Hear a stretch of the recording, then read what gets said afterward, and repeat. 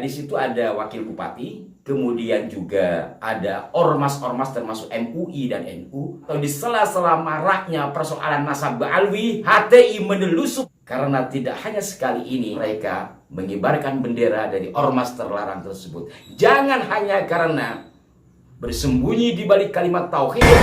Kemudian yang kedua, tarhib. Allah sudah anugerahkan kepada kita kata yang memiliki arti yang sama dengan tarhib. Kenapa kita harus meminjam kata serapan?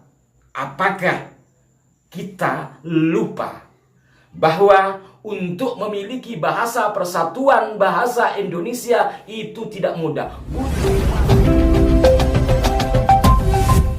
Assalamualaikum warahmatullahi wabarakatuh. Salam jumpa, salam sejahtera untuk Anda semua. Salam persaudaraan dari kami Al9 Channel. Saya menyapa Anda edisi kali ini secara khusus ingin menyampaikan keresahan berkaitan dengan tetapnya bebas bendera dari organisasi yang telah dilarang di negeri ini.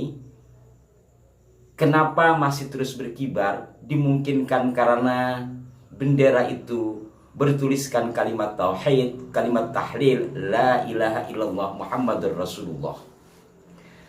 Dan itu sering sekali. Kemudian baru-baru ini dalam acara bertajuk Tarhib Ramadan di daerah Belitung itu juga menggunakan bendera tersebut. Padahal dalam acara itu dihadiri wakil bupati setempat, kemudian juga meliputi ormas-ormas termasuk diantaranya MUI dan juga NU. Biasanya ketika membahas ini kami dianggap anti kalimat tauhid. Tentu saja tidak seperti itu. Sebelum kami mengulas lebih jauh, kami akan bacakan dari peristiwa yang terjadi di daerah Belitung tersebut yang diinformasikan dalam situs berita. Diinformasikan bahwa ratusan umat muslim dari berbagai ormas keagamaan mengikuti acara tarhib dalam kurung pawai pada hari Minggu 23 Februari 2025. Kegiatan ini rutin dilakukan saat menyambut bulan suci Ramadan. Tarhib ini dimulai dari Masjid Al-Mabrur, diinisiasi oleh Aliansi Umat Islam Belitung atau dalam kurung ANTAP yang terdiri dari sejumlah ormas seperti MUI, DMI, IKADI, IPA, IPHI, NU, Majelis Puake, Salimah, dan Garis. Wakil Bupati Belitung, Syamsir, menyebut acara tarhib ini merupakan bentuk kegembiraan umat muslim Belitung atas datangnya bulan suci Ramadan. Acara tarhib ini juga disebut sebagai upaya mempererat tali silaturahmi antar sesama muslim dan seterusnya. Nanti informasinya akan kami atau linknya ya akan kami taruh di kolom deskripsi. Kami lebih menyoroti kepada persoalan bendera. Sekali lagi, tiadalah dari kaum muslimin yang anti kalimat tauhid. Apalagi kami sebagai warga NU, kalimat tauhid la ilaha illallah Muhammadur Rasulullah itu juga akrab disebut dengan kalimat tahlil. Kami jangankan hanya membaca kalimat tahlil, tahlilan pun sudah menjadi tradisi. Kalau kami umpamanya menganalogikan ya, seperti partai terlarang, Partai Komunis Indonesia. Siapa yang tidak menggunakan palu dan arit? Saya kalau di kampung seperti sekarang biasa menggunakan palu untuk memperbaiki berbagai hal, juga menggunakan arit untuk ngarit. Dipakai sehari-hari, tetapi bukan kemudian dua benda ini dalam bentuk gambar yang sudah jelas menjadi lambang yang di negeri ini tidak diperbolehkan.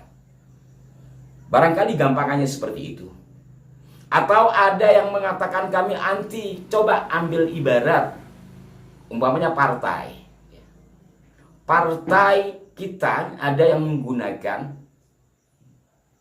logonya Ka'bah. Ketika kita tidak memilih partai berlogo Ka'bah itu atau berlambang Ka'bah itu, apakah kita tidak salat menghadap Ka'bah? Jadi tolonglah kita berpikir lebih jernih dalam hal ini. Yang saya herankan ya, di situ ada wakil bupati, kemudian juga ada ormas-ormas termasuk MUI dan NU. Kenapa hal-hal seperti ini tidak dicegah? Jelas-jelas ketika bendera yang mereka sebut Ar-Raya dan Al-Liwa itu adalah bendera dari Hizbut Tahrir Indonesia, dan ini jelas-jelas sudah dilarang, maka semua hal yang menyangkut organisasi ini berikut atributnya tentu terlarang. Kenapa tidak menggunakan merah putih? Jelas-jelas itu adalah bendera negara kita. Atau bawalah bendera mereka masing-masing, ormasnya. Kenapa harus menggunakan bendera dari salah satu ormas yang sudah tidak diperbolehkan di negeri ini? Maka melalui tayangan ini saya berharap betul kepada pemerintah. Ini benar-benar keresahan ya, keresahan. Sampai-sampai ada kawan yang mengatakan di antara atau di sela-sela maraknya persoalan nasab Alwi, HTI menelusup di dalamnya.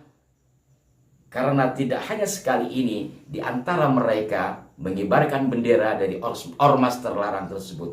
Jangan hanya karena bersembunyi di balik kalimat tauhid, kemudian dikesankan bahwa mereka adalah ahli-ahli tauhid. Itu persoalan personal jikalau toh mereka ahli tauhid. Tapi sisi hal yang harus dilihat adalah pada atribut-atributnya. Kemudian yang kedua, saya sebagai pencinta bahasa Indonesia, karena Allah menakdirkan saya sebagai orang Indonesia, jujur tidak begitu setuju dengan banyaknya istilah-istilah yang muncul dari bahasa asing yang kemudian mau nggak mau diserap menjadi bahasa Indonesia. Misalkan apa? Tarhib, marhaban. Sudah memiliki kata. Allah sudah anugerahkan kepada kita kata yang memiliki arti yang sama dengan tarhib, atau mungkin lebih pas menyambut, selamat datang. Kenapa kita harus meminjam kata serapan?